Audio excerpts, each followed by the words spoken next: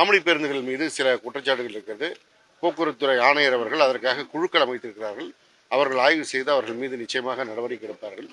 சில இடங்களில் மக்களே தாங்களே விரும்பி அந்த பயணங்களை மேற்கொள்கிறார்கள். வால்வோ போன்ற பேருந்துகளிலும் ஏசி ஸ்லீப்பர் போன்ற பேருந்துகளிலும் செல்வதற்கு விருப்பப்படுபவர்கள் அந்த பேருந்துகளில் அந்த கட்டணத்திற்கு ஒப்புக்கொண்டே பயணிக்கிறார்கள். அவர்கள் புகார் அளிக்க முன்வருவதில்லை. யார் புகார் அளிக்க முன்வருகிறார்களோ அவர்கள் மீது நடவடிக்கை எடுக்கப்படும். அதே மீது எங்களுடைய துறை அலுவலர்களும் அங்கங்கே ஆய்வு செய்து கொண்டிருக்கிறார்கள்.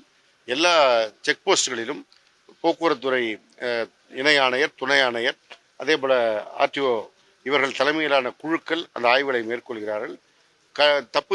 தவறு இருக்கிற இடங்களில் அவர்கள் மீது நடவடிக்கை எடுக்கப்படுகின்றது.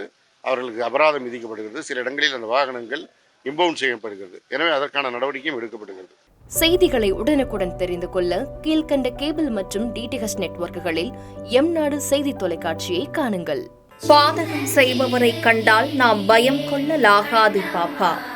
மோதி மிதித்துவிடு பாப்பா, அவர் முகத்தில் உமிழ்ந்துவிடு பாப்பா. அண்மை செய்திகளை உடனுக்குடன் தெரிந்து கொள்ள இணைந்திருங்கள் எம்நாடு தொலைக்காட்சியுடன்.